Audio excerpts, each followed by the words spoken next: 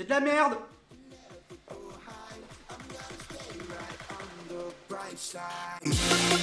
Si. Wow. Ah. Pour ceux qui étaient en live sur Twitch dimanche là, pour ceux qui sont sur le Discord, j'ai fait une annonce pour des vidéos futures, un projet dingue pour la famille Q et pour moi-même à titre perso. Pendant la vidéo, pour illustrer, tu auras des petites images, c'est des images que tu reverras plus tard dans une autre série de vidéos.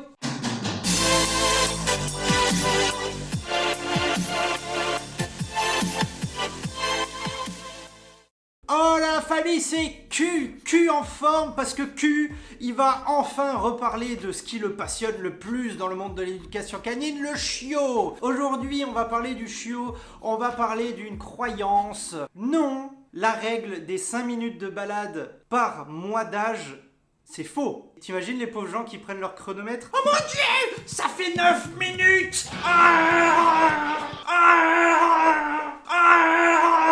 Avec le chiot dans les bras et tout. Effectivement, je commence tout de suite par la conclusion en disant que c'est de la merde. Maintenant, quand je dis que c'est de la merde, est-ce que ça veut dire que c'est si terrible que ça? Concrètement, pourquoi 5 minutes par mois d'âge de balade? Déjà, il faut savoir que quand on lit ça, quand on entend ça, c'est par balade, c'est pas par jour. Bah sinon l'angoisse du chiot qui sort que 10 minutes dans une journée entière quand il a 2 mois quoi. Oui je sais, il y a plein de gens ils prennent des chiens pour les enfermer dans le jardin. On parle de temps de balade.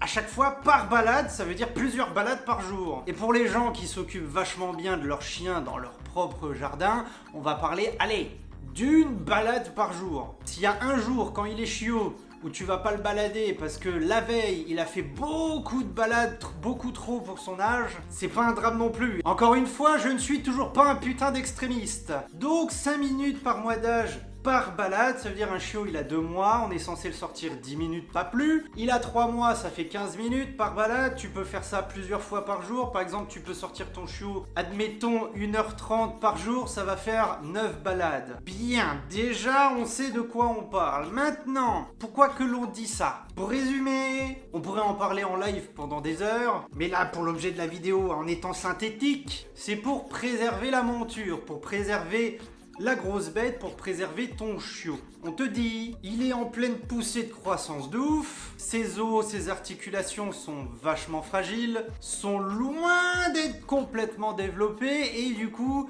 il y a une certaine mollesse qui fait que si tu lui en mets plein la gueule, entre le risque de développer une dysplasie de la hanche et le risque de bousiller, un peu comme mon propre genou, les articulations de ton chien, les os, eh ben ça va pas t'apporter grand chose de positif.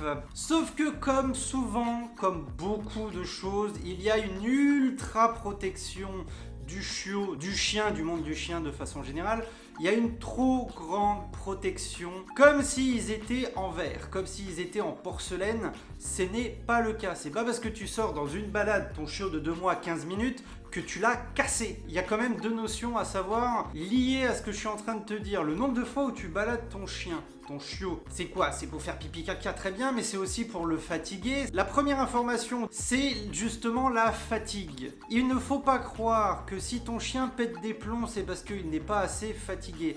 Il y a beaucoup de chances, et ça arrive beaucoup, ça arrive à beaucoup de gens, à de très nombreuses personnes, de nouveaux maîtres qui ne savent pas, c'est l'inverse. C'est-à-dire que ton chiot, il est trop fatigué et du coup, il pète un plomb. Comme un enfant, oui monsieur. Par fatigue, il va péter un plomb. Je te parle même pas des zoomies. Quand il est trop fatigué, il peut péter un plomb. Et là, ça peut être relou. Il peut se mettre à bouffer des trucs et à te bouffer toi et tes vêtements aussi. Ça peut être une des nombreuses causes. Il n'y a pas que ça, mais là, on est en train de parler de ça. Et le second point, c'est que tu risques d'en faire une machine. Si tu sors trop ton chiot, dès qu'il est chiot, tu vas en faire une machine pour plus tard. Plus tu lui en donnes quand il est jeune, plus il en demandera quand il sera grand. Parce que quand il va se développer, il aura des besoins beaucoup plus importants qu'en tant que chiot. Des habitudes qui se seront forgées dans son ciboulot à 2 mois, il va les garder toute sa vie. Je te l'ai déjà dit, la phase d'imprégnation, c'est la phase la plus importante dans la vie du chien. Donc pour ces 2 points, je vais quand même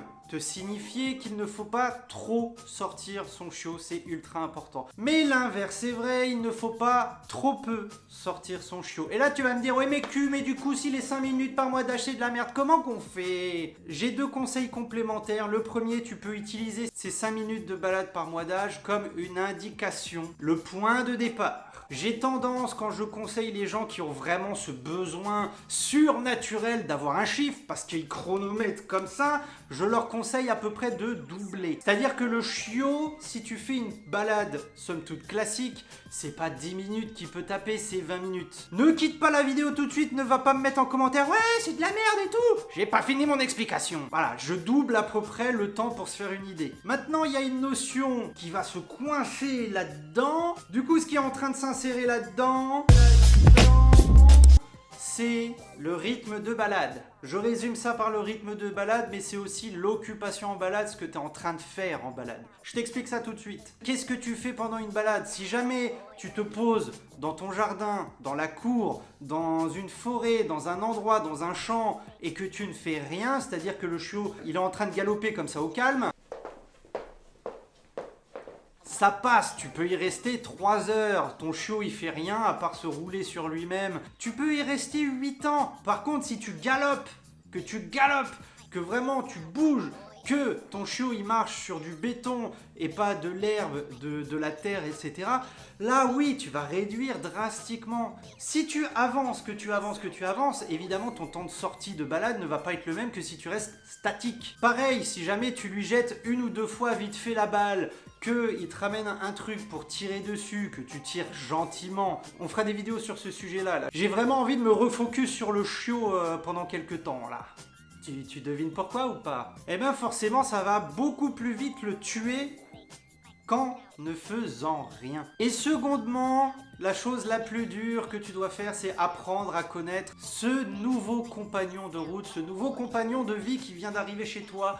Il a 2 mois, il vient d'arriver, tu dois apprendre à le connaître. Pourquoi? Parce qu'en fait, tu vas vite te rendre compte quand c'est trop, quand c'est pas assez. Tu vas pas assez le sortir, il risque d'être potentiellement relou, être demandeur sur certaines choses, tu vas trop le sortir, ça va être la crise le soir.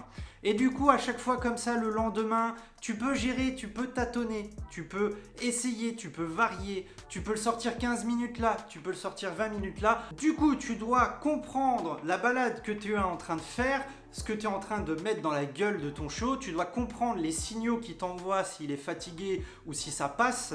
Le plus important, c'est de faire selon son chien. Chaque chiot est différent, mais déjà, tu dois commencer par comprendre ton chiot. Et évidemment, avant de pouvoir comprendre ton chiot, il faut que tu t'y connaisses un minimum sur le chien. Voilà, donc je pense, j'espère que tu as bien compris mon propos. Tu peux te donner un timing, une idée. Tu peux garder en tête une indication, mais le plus important, c'est comment réagit ton chiot. Et la patience, la putain de patience envers ton chiot et envers toi-même. Bien, j'espère que la vidéo t'a plu. Si c'est le cas, tu sais qu'est-ce que tu dois faire. Puis si tu sais pas qu'est-ce que tu dois faire, bah tu dois t'abonner, cliquer sur la cloche pour avoir la notif. Tu dois rejoindre la Fabicu sur Twitch également, parce qu'on se tape des lives tous les dimanches, de temps en temps le mercredi, et que ça fait plaisir de faire un petit peu le con avec la doudou en live pendant 1 heure. Allez, bisous.